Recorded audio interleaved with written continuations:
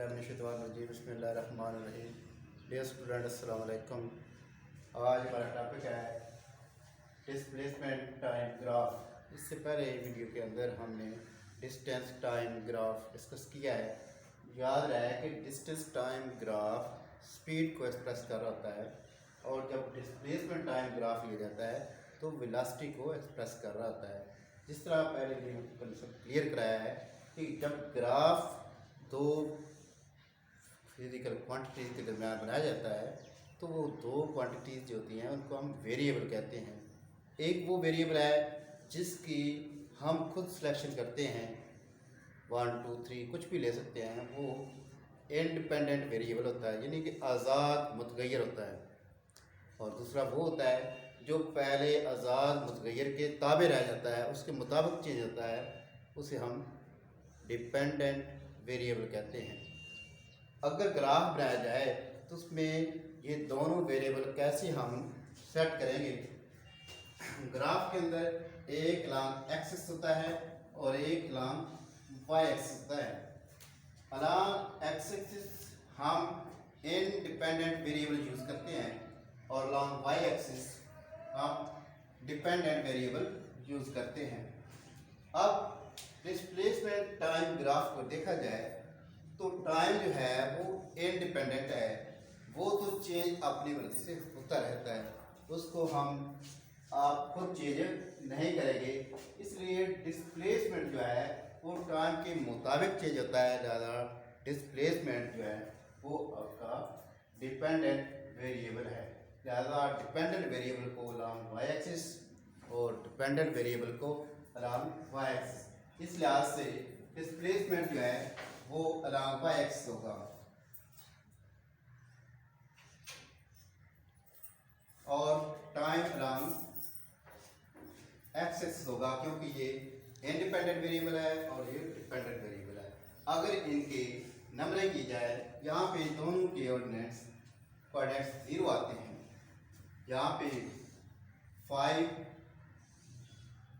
फिर अगला गैप 10, फिर 15, इस तरह आगे 20। ये 5 का डिफरेंस है, 5 सेकंड, 10 सेकंड, 15 सेकंड, 20 सेकंड, क्योंकि टाइम जो है उसको सेकंड में लिया जाता है। इस तरह डिस्प्लेसमेंट की जब बात करते हैं तो इसको भी 5 गैप दिया जाए तो ये 5, फिर 10, फिर 15, 20, 25, 30, इस तरह ये अलग वाई एक्स हो गया, ये अलग एक्स। अगर इनकी वैल्यूज को पुट किया जाए तो पहले अगर वैल्यू ली जाए तो पहले कि एस जो है, एस डिस्टेंस होता है, जब इसके ऊपर हेड डाला जाता है, वेक्टर डाला जाता है तो ये डिस्प्लेसमेंट को एक्सप्रेस कर रहा होता है। डिस्प्लेसमेंट भी 0 है, टाइम भी 0 है, तो आपकी यहाँ पे वैल्यू एडजस्ट होंगी। अगली वैल्यू 5 डिस्प्लेसमेंट है और 5 सेकंड टाइम है। लिहाजा 5 सेकंड टाइम को अगर डिस्प्लेसमेंट के सामने लगाया जाए तो ये दोनों यहाँ पे तकरीबन मिलते हैं। उसके बाद जब 10 सेकंड आते हैं तो डिस्प्लेसमेंट फिर भी 5 मीटर ही रहता है, तो इनको जब मिलाएं तो यहाँ पे आ जाता है। फिर 15 सेकंड है, फिर भी डिस्प्लेसमेंट 5 ही है। तो इस तरह अगर इनको आपस में मिलाया जाए नुकात को तो ये स्ट्रेट लाइन बनती है। जब ये स्ट्रेट लाइन है इसका मतलब ये हुआ कि टाइम तो चेंज हो रहा है मगर डिस्प्लेसमेंट वही 5 मीटर ही है, डिस्प्लेसमेंट चेंज नहीं हो रहा, डिस्प्लेसमेंट बढ़ नहीं रहा। तो लिहाजा ये चीज़ जो है ये यूनिफॉर्म वेलोसिटी भी है, इसकी वेलोसिटी इस टाइम 0 हो चुकी है, इसकी कोई वेलोसिटी नहीं है, मतलब ये रेस्ट की हालत में है, ये रुका हुआ है क्योंकि इसका डिस्प्लेसमेंट चेंज नहीं आ रहा।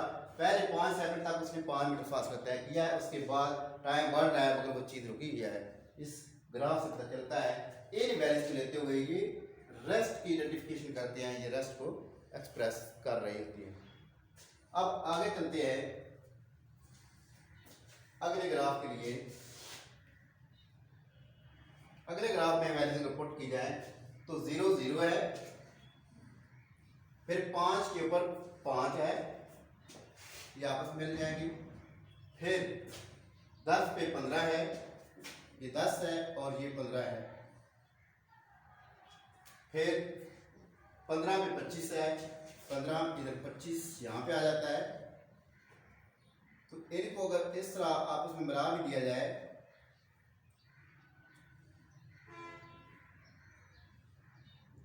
उसके बाद इन अनुपात को जब आपस में मिलाते हैं तो एक स्ट्रेट लाइन बनती है।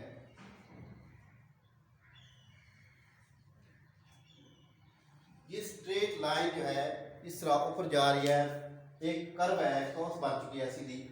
इससे पता चलता है कि हर स्टेप पर डिस्प्लेसमेंट बढ़ रहा है, टाइम के लिहाज से डिस्प्लेसमेंट बढ़ रहा है, तो इसमें वेलोसिटी पैदा हो रही है, क्योंकि वक्त के बराबर वक्फों में बराबर बराबर फासला तय हो रहा है।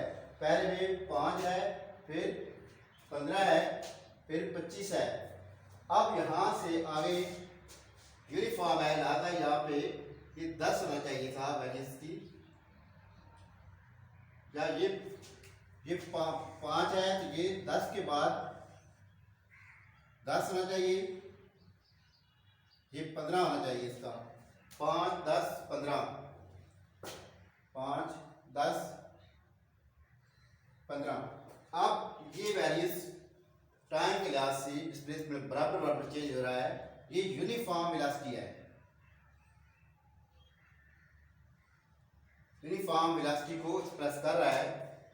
अगर ये डिस्प्लेसमेंट वक्त के बराबर वक्फों में बराबर चेंज ना होता, तो डिस्प्लेसमेंट बराबर नहीं चेंज हो रहा होता, फिर यूनिफॉर्म वेलोसिटी नहीं होती। अब क्योंकि वक्फे बराबर जा रहे हैं और टाइम भी बराबर बराबर चेंज हो रहा है, दूसरी डिस्प्लेसमेंट बराबर बराबर चेंज हो रहा है, इसलिए यूनिफॉर्म वेलोसिटी का ग्राफ है। अगर अगले को देखा जाए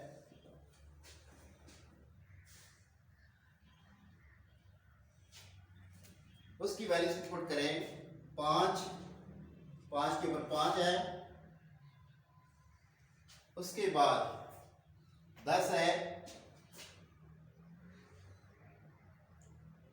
फिर 15 के ऊपर 25 है, 15 के ऊपर डायरेक्ट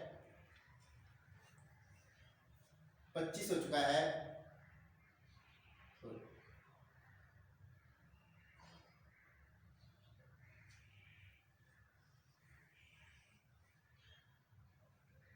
ये ग्राफ स्ट्रेट नहीं जा रहा, लिहाजा ये ग्राफ इस चीज़ की निशानदेही कर रहा है कि लगातार टाइम के बराबर वक्फों में डिस्प्लेसमेंट बराबर बराबर कवर नहीं हो रहा।